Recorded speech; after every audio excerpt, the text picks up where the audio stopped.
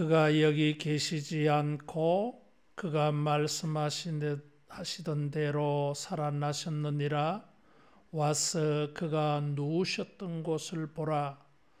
또 빨리 가서 그의 제자들에게 이르되 그가 죽은 자 가운데서 살아나셨고 너희보다 먼저 갈릴리로 가시나니 거기서 너희가 배우리라 하라. 보라, 내가 너희에게 일렀느니라 하거늘 그 여자들이 무서움과 큰 기쁨으로 빨리 무덤을 떠나 제자들에게 알리려고 다름질할새 예수께서 그들을 만나 이르시되 평안하냐 하시거늘 여자들이 나아가 그 발을 붙잡고 경배하니 이에 예수께서 이르시되 무서워하지 말라. 가서 내 형제들에게 갈릴리로 가라 하라. 거기서 나를 보리라 하시니라. 아멘. 합디자하러 축복하며 인사하겠습니다. 주님이 다시 살아나셨습니다.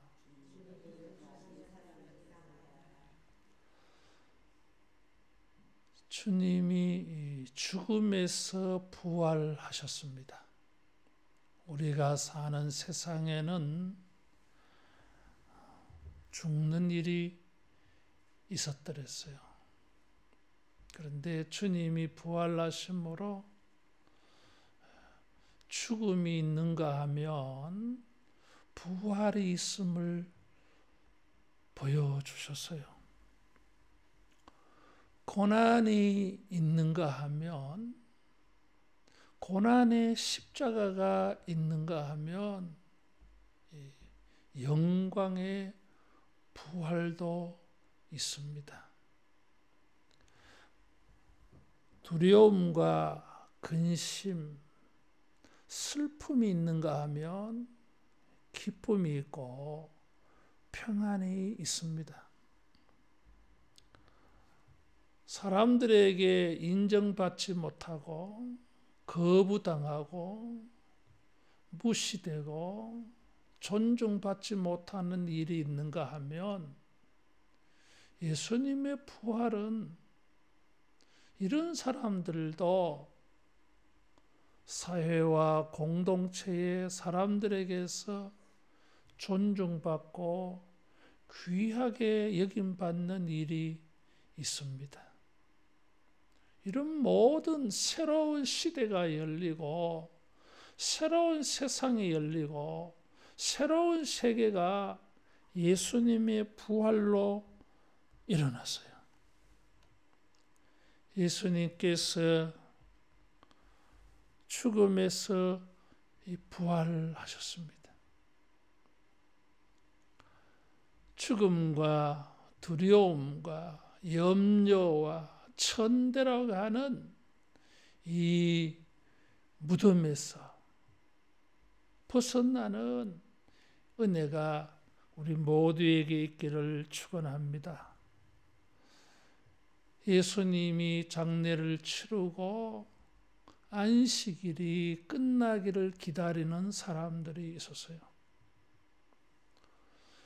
슬픔 가운데에서 두려움 가운데에서 지내던 믿음의 사람들 가운데 막달라 마리아와 작은 야고보의 어머니 마리아와 누가복음에는 요한나라고 하는 여자가 나와요. 이 요한나라고 하는 여자는 헤롯의 청지기 구사의 부인입니다. 이 여인도 아마 예수님을 믿고 재정적으로 많이 도움을 주지 않았을까.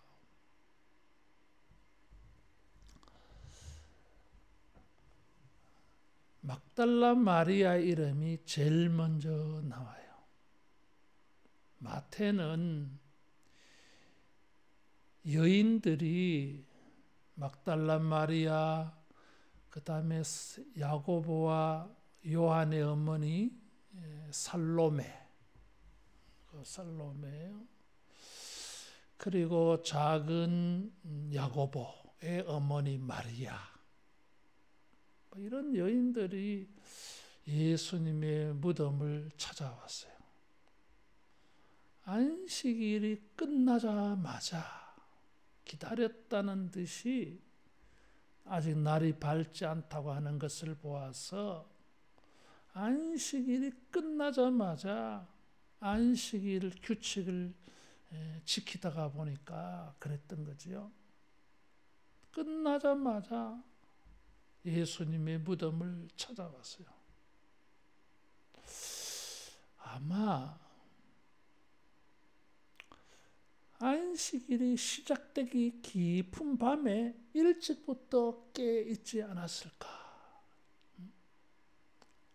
그들이 만난 안식일은 안식되지 못했어요. 예수님이 죽으셨다고 하는 그 사실은 이 여인들에게, 제자들에게는 세상이 제도적으로 주는 모든 안식을 박탈해 버렸어요. 그렇지 않겠습니까? 예수님의 죽으심은 안식일인데도 전혀 그들에게는 안식스럽지 않았어요. 그래서 아마 밤새도록 향품을 준비하면서 밤을 기다렸을지 몰라. 한 주간 고난의 말씀을 우리가 묵상하면서 이 새벽을 기다린지 모르는 것입니다. 부활의 아침을 기다린 것입니다. 우리 인생의 많은 고난을 가지고 우리는 이 영광의 부활을 기다리고 있는 것입니다.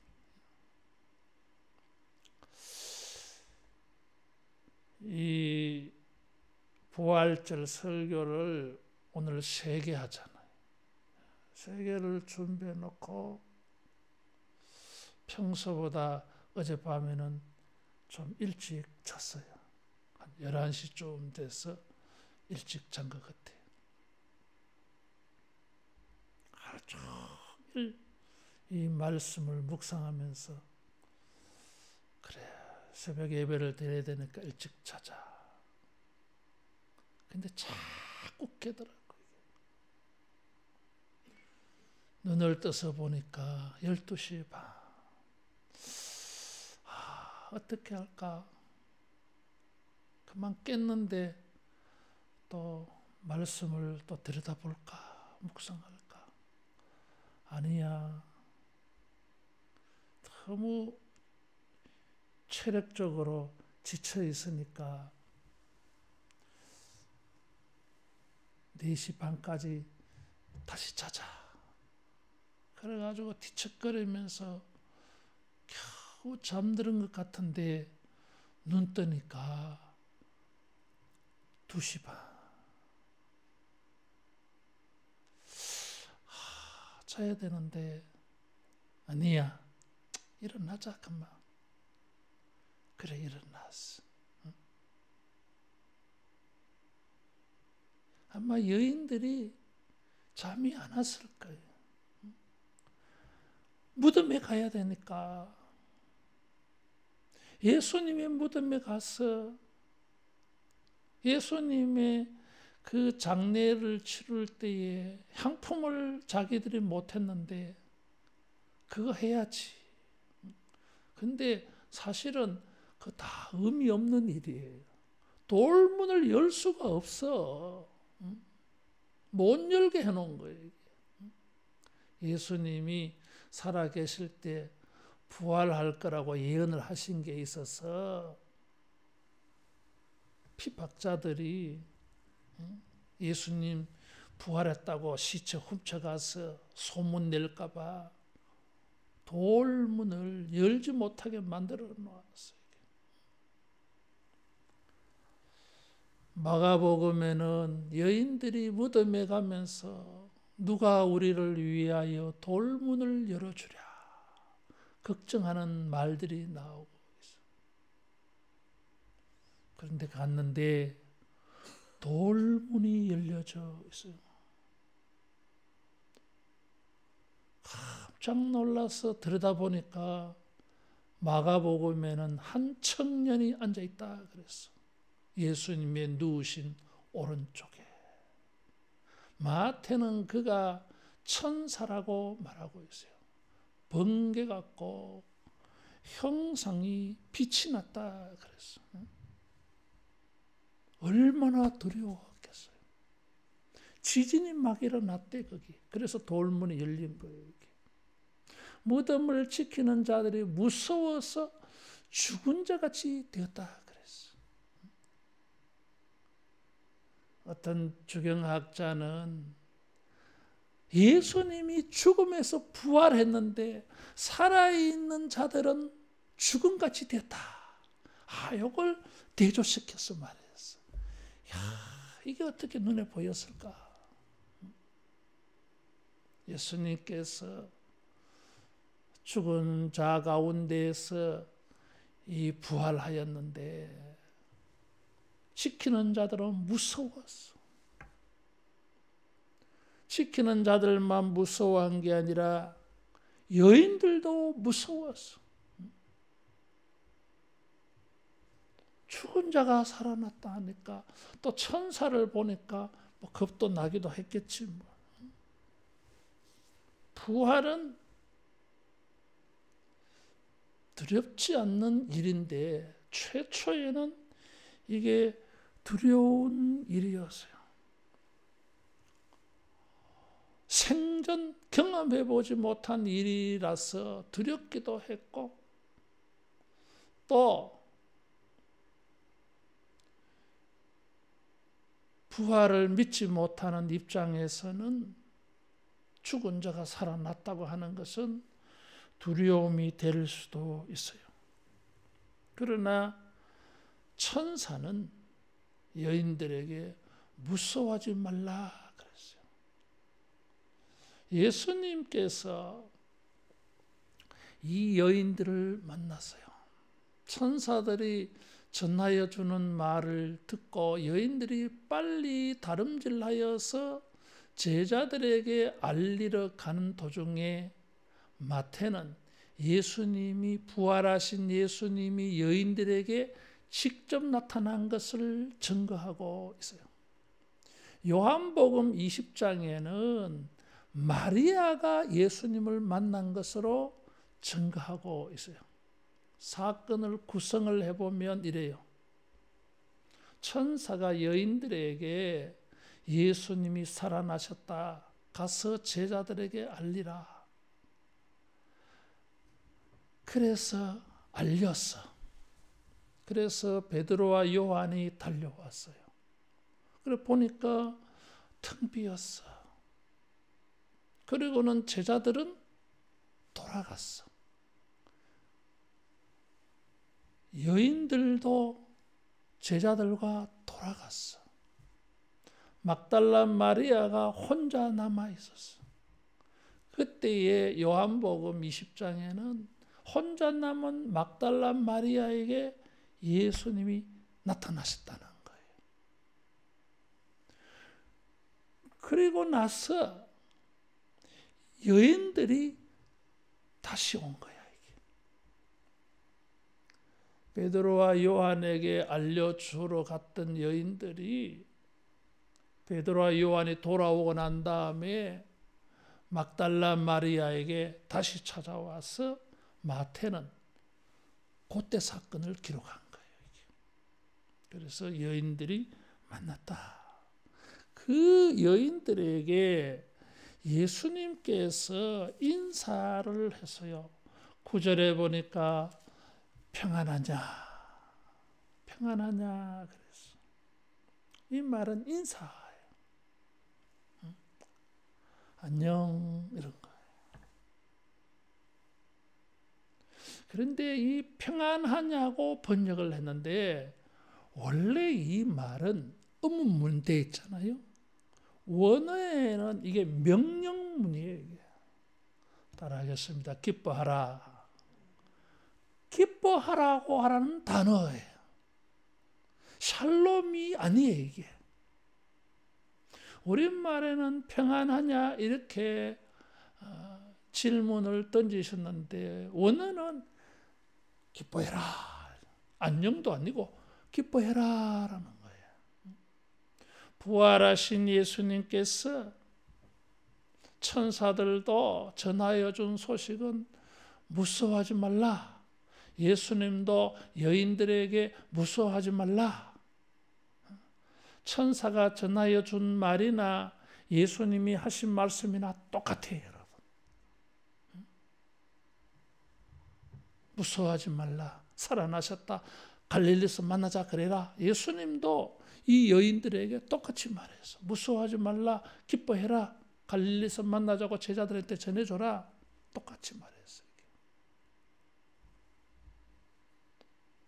주님은 부활하셔서 무서움이 있고 두려움이 있고 슬픔이 있고 인생에 고통이 많은 자들에게 기쁨을 주십니다.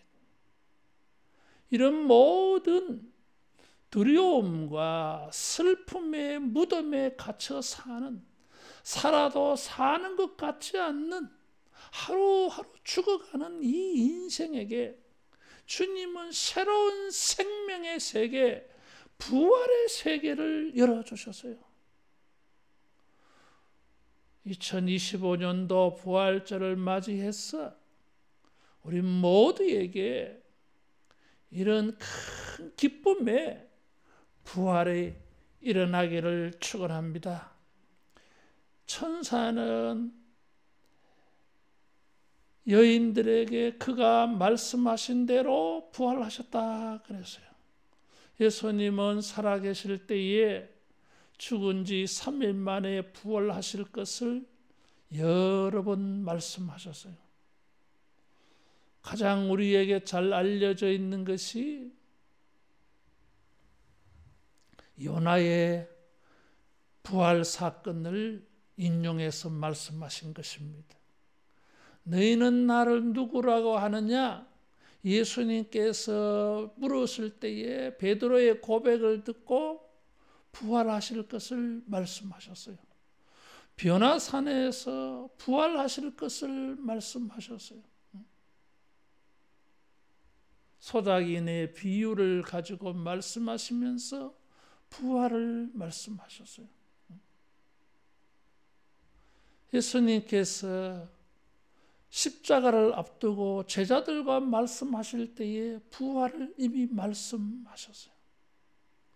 부활을 말씀하실 때는 믿기지 않았고 이게 흘려들었을지 모르지만 마음에 간직하지 않고 있을지 모르지만 베드로가 3번 부인하리라고 말씀하실 때에 주님이 부활을 말씀하셨지만은 아무도 거기에 주목하지 않았어. 그런데 예수님이 부활하셨을 때에 천사가 말했어요. 보라. 그랬어. 누우신 것을 보라. 말씀하신 대로 부활하셨다. 그랬어요.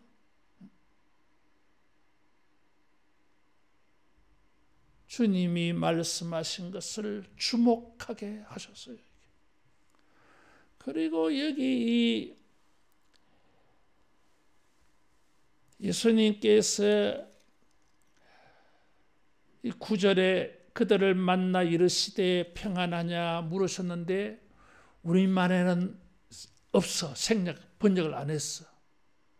그런데 원문에는 그리고 보라 이 말이 있어요. 주목하라. 예수님이 부활하셔서 이 여인들에게 평안하냐 말씀하시는 것을 그리고 보라. 천사도 보라 그러고 목격하게 해 주셨어요. 여인들은 천사에게서 들었어요. 반신반의하면서 믿기도 했어. 그러니까 이 무서움과 8절에 큰 기쁨으로 갔다 그랬지. 무서움도 있었지만은 무서움보다는 기쁨이 더 컸다는 것이 살아나셨으니까. 그런데 그것을 직접 본 것이에요. 예수님의 부활은 이게 무서운 일이기도 하였지만은 더 큰 기쁨. 여러분, 우리가 인생을 살아가면서 슬픔이 왜 없겠어요? 두려운 것은 왜 없겠어요? 평안하지 못한 것은 왜 없겠습니까? 그러나 그것만 있지 않아. 상대적으로 그것보다는 비교할 수 없는 큰 기쁨의 일이 여러분 함께 있음을 믿으시기 바랍니다. 예수님의 부활은 여기에 큰 기쁨을 더해 주셔서 어떻게 들은 것을 보게 해 주셨어요. 듣고 믿은 것을 직접 보게 해 주셨어요.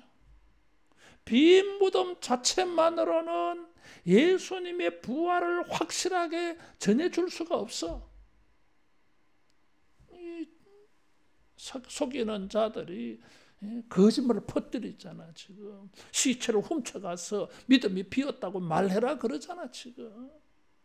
그러니까 빈 무덤만으로는 이게 제대로 안 돼. 그래서 주님이 직접 나타나서 보여줬어요. 우리는 부활을 믿습니다. 들어서 믿습니다. 듣고 믿습니다. 여러분, 우리가 듣고 믿은 것이 이제는 눈으로 보게 되는, 보라 말씀하여 주시고 보게 되어지는 부활의 은혜가 있기를 축원합니다. 긴 밤을 새워서 기다렸던 부활과 그 기쁨이 생생하게 체험되어지고 또 그것을 사람들에게 전하게 되는 은혜가 있어지기를 축원합니다. 부활은 우리에게 기쁨의 날입니다.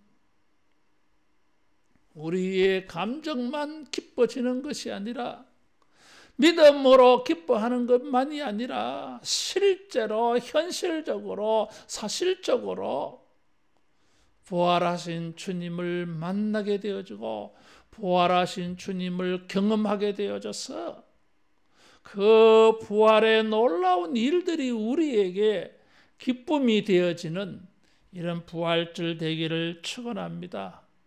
예수님이 부활하신 것을 이 여인들이 보았을 때에 깜짝 놀랄 수밖에 없었어요. 그래서 여인들은 발을 붙잡고 경배하니 그래서요.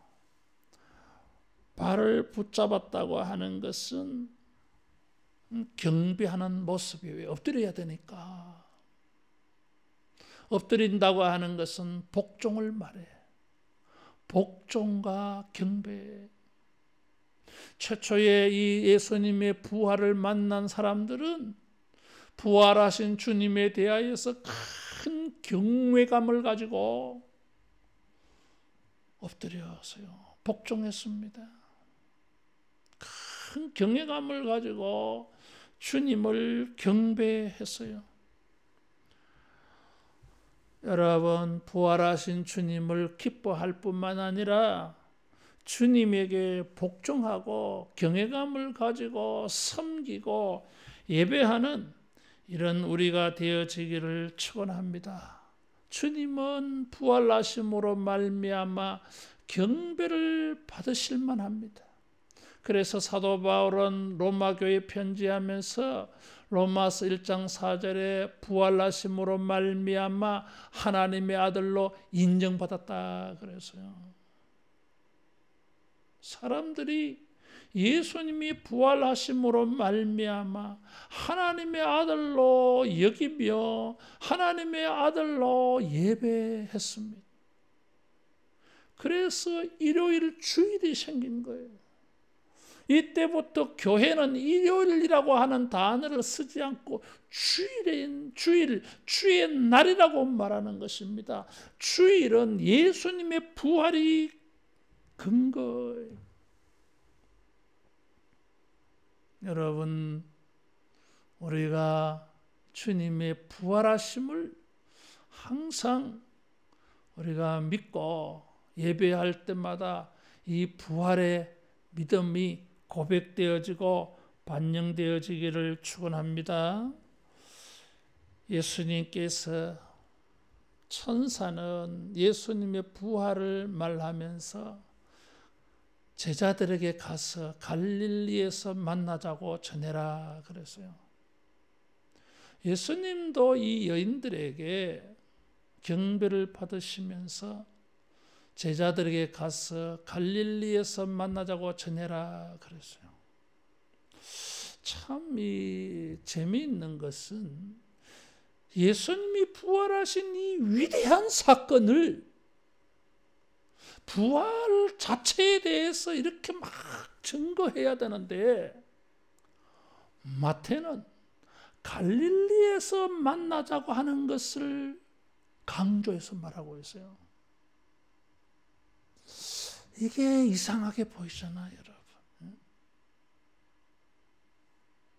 예수님이 부활한 것이 역사적인 사실에 대하여서 여러 가지 자료들을 이렇게 제시를 해야 되고 목격자들의 그 증언을 제시를 하고 이렇게 해야 여인들이 만난 이런 사건들을 쭉 열거를 해야 예수님이 부활하셨구나.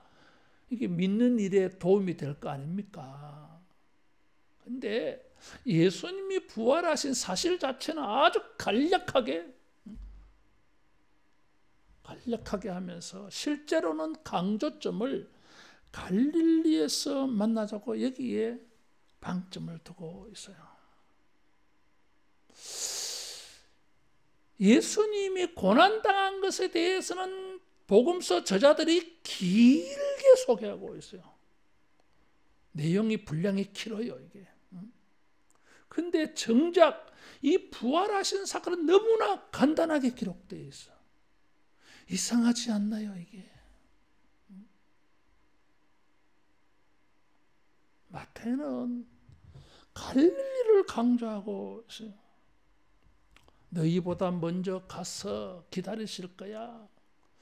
예수님께서 곧 즉시 갈릴리로 가신 것은 아니에요. 요한복음에 보면 안식 후 이날 저녁에 11명의 제자, 10명의 제자겠죠. 가룟 유다는 죽었고 그 자리에 돈만은 없었으니까 예수님이 그들 가운데 나타나서 평안할지어다, 평안할지어다 그렇게 축복하며 나타나셨어요. 누가복음 24장에는 엠마오로 가는 두 제자에게 예수님이 나타나셨고 그리고 제자들과 함께 또 먹었어요. 그리고 이런 일들이 있었어요. 그리고 나서 요한복음 21장에 보면 갈릴리에서 만나요. 어쨌든 갈릴리에서 만나자 그랬어. 아니 예수님의 제자들이 예수님이 부활했다는 소식을 듣고 무덤에까지 달려오고 이랬는데 그때 그냥 부활하자마자 여인들을 데리고 가자. 가서 전해를 할 것도 없고 가자. 내가 살아났어. 손잡고 같이 제자들에게 그냥 가서 보여주시지. 전하라 그러고는 직접 안 만나시고 또 그날 저녁에는 또 만나시잖아. 또 이렇게. 그러니까 마태는 갈릴리를 지금 말하고 싶은 거예요. 예수님의 부활의 의미가 기쁨이요 경배받으실 분이라고 하는 것만 말하는 게 아니라 더 무게 중심은 갈릴리에 있어요. 갈릴리가 어떤 곳이에요?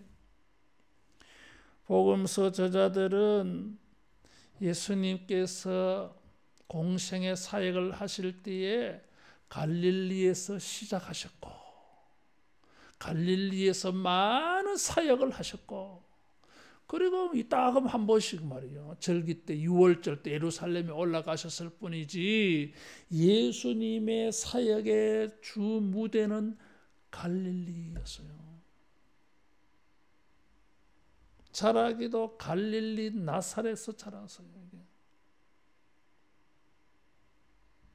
왜 갈릴리에서 그렇게 하셨나요? 왜 예수님의 사역의 주 무대가 갈릴리였습니까? 저 북쪽 지방. 이사야 선지자는 메시아를 예언하면서 이방인의 땅, 흑암의 땅에 빛이 비치도다 그랬어요. 예수님은 부활하셔서 죽음으로 상징되어지는 죽음의 슬픔이 후손들에게 여전히 많이 남아있는 많은 고통과 그 고통의 결과들을 계속 겪으면서 살아가고 있는 갈릴리. 가장 이스라엘이 전쟁이 일어나면 갈릴리에서부터 전쟁이 일어나요. 북쪽에서 항상 쳐들어왔으니까. 아랍 나라가 쳐들어오고 아수르가 쳐들어오고 바벨론이 쳐들어오고 나라가 위태위태할 때마다 남쪽에서 이집트에서 쳐들어오기도 하지만은 주로 북쪽에서 쳐들어왔어요. 그러면 전쟁이 제일 먼저 일어나는 곳이 갈릴리야. 그래서 갈릴리 지역 사람들은 뭐예요? 슬픔이 있어. 남편이 죽고 가족들이 죽고 자식들이 죽는 슬픔을 가지고 사는 사람들이 살고 있는 땅이 갈릴리야. 죽음의 땅이요. 슬픔이 지배하는 땅이요. 거기에는 전쟁이 일어나서 약탈을 당해서 그래서 가난한 지역이요. 이게. 고통을 가지고 있어. 많은 것을 빼앗겼기 때문에 멸시와 천대의 땅이요. 이게. 예수님은 거기서 사역을 하셨어요. 그래서 갈릴리는 세상의 대명사예요. 고통의 대명사고 슬픔의 대명사고 멸시와 천대의 대명사예요. 어둠의 대명사예요. 무덤과 같은 땅이야. 그게. 예수님께서 거기서 사역을 시작하셨고 부활하신 예수님은 거기서 제자들을 부르셨고 부활하신 예수님은 갈릴리에서 다시 하나님의 위대한 빛의 사역을 거기서 시작되기를 원하신 것입니다. 그래서 이 갈릴리에서 만나자고 하는 것은 부활의 의미가 있어요. 제자들에게 그 사명을 주셨고 다시 승천하실 때에 여기서 제자들에게 모든 족속에 가서 제자를 삼으라고 말씀을 주십니다. 제자들의 사도의 사명이 회복되어지고 다시 일어난 것이 갈릴리였어요. 제자들에게 부활의 사건이 생겨난 것입니다. 의미적으로. 사명의 부활이 생겨나고 믿음의 부활이 생겨난 것이 갈릴리요. 부활하신 주님의 은혜가 우리의 사명이 부활되어지는 이런 은혜가 있어지기를 축원합니다. 부활하신 예수님으로 말미암아 우리의 믿음이 회복되어지는 부활이 일어나기를 축원합니다. 예수님의 부활로 말미암아서 세상이 두렵지 아니한 우리의 믿음을 가지고 주님을 섬기는 일에 큰 능력을 발휘할 수 있는 이런 부활이 우리 모두에게 있어지기를 축원합니다. 이 위대한 일을 이 위대한 부활의 최초의 목격을 여인들에게 일어나게 하셨습니다. 이 당시에 여자의 사회적 위치는 인정받지 못합니다. 재판의 증인도 될 수가 없어요. 사람의 숫자를 헤아릴 때도 포함시키지 않았어요. 사람인데도 온전한 인격으로 취급받지 못했다 그 말이에요. 이게 태생적으로 그랬어. 사회적으로 그렇게 되어졌어. 이게. 그런데 예수님께서 부활이라고 하는 것이 어떤 의미가 있는지 가르쳐 주시려고 이런 존중받지 못하고 멸시받는 사람들, 천대받는 사람들, 인정받지 못하는 사람들에게 예수님이 부활을 보여주었어요. 이 여인들, 증인으로도 쓸 수 없는 이런 여인들의 예수님의 부활의 목격자, 증언자가 되게 하셨어요. 역설적이요, 이게. 그들의 말을 믿을 수 없는 사람들에게서 역설적으로 예수님이 부활하신 것이 전파되게 하셨어요. 역설적이에요. 사회적으로 보고 제도적으로 보고 인간적으로 보면 아무도 믿어주지 않을 것 같은 말이고 아무도 믿을 수 없는 내용이라 할지라도 주님은 부활의 역사가 일어나게 할 줄로 믿습니다. 아무도 믿어주지 않는 그런 사람의 말이라도 믿어지게 될 것이고 아무도 믿을 수 없는 말이라 할지라도 믿게 되어지는 위대한 부활의 능력이 거기에 역사되어지는 것입니다. 그래서 부활이 어떤 것인가, 우리 생활 속에 부활이 주는 축복이 무엇인가를 가르쳐 주기 위하여 증인들로 여자를 삼았어요. 그리고 갈릴리를 말씀하셨어요.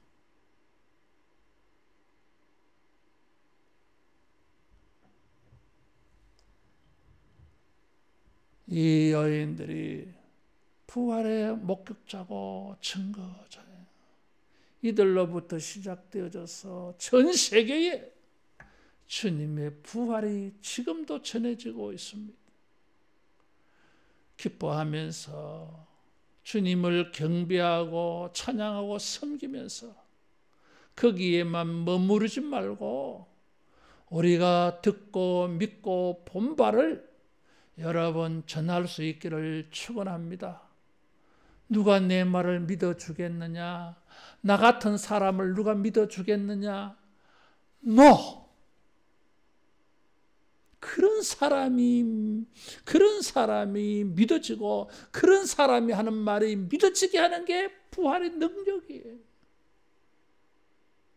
주님이 부활하심이, 주님의 부활의 능력이 우리 모두에게 적용되어져서 우리들에게도 놀라운 부활의 이런 축복들이 경험되어지고 이런 것이 때문에 너무 기뻐서 빨리 달려가.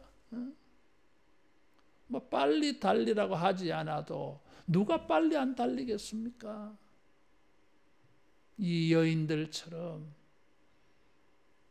듣든지 안 듣든지 나는 들었고 나는 믿어지고 나는 기쁘고 나는 주님에 대한 큰 경외감이 생기고 내가 이것을 전함으로 말미암아 나도 부활의 은혜 안에 거하고 세상도 무덤에서 부활의 생명을 얻는 일이 일어나는 것을 바라보면서 여러분 부활의 증거자로 나아가는 우리 모두 되기를 축원합니다. 기도하겠습니다. 부활하신 예수님, 주의 백성들에게 만나 주시고 우리들에게도 기쁨을 주시며 우리들에게도 평안을 주시고 주님을 경외하며 우리도 나가서 빨리 사람들에게 부활의 큰 은혜를 전파하는 일에 쓰임받게 하여 주시옵소서. 무덤 같은 인생을 사는 많은 사람들에게 주여 부활하신 주님이 나타나셔서 생명의 문을 열어주시고 기쁨의 문을 열어주시고 주님에 대한 큰 믿음의 문과 사명의 문이 더 열려지게 하여 주셔서 우리 모두가 빨리 달려갈 수 있게 하여 주시옵소서. 이제는 부활이요 생명 되신 주 예수 그리스도의 은혜와 하나님의 사랑하심과 성령님의 교통케 하심과 위로하심과 충만 역사하심이 부활하신 주님을 경배하며 여인과 같고 갈릴리와 같은 우리들에게 부활의 놀라운 은혜가 일어나기를 소원하고 기도하는 모든 주의 백성들에게 영원토록 함께 있을지어다. 아멘. 말씀 생각하면서 자유롭게 기도합니다.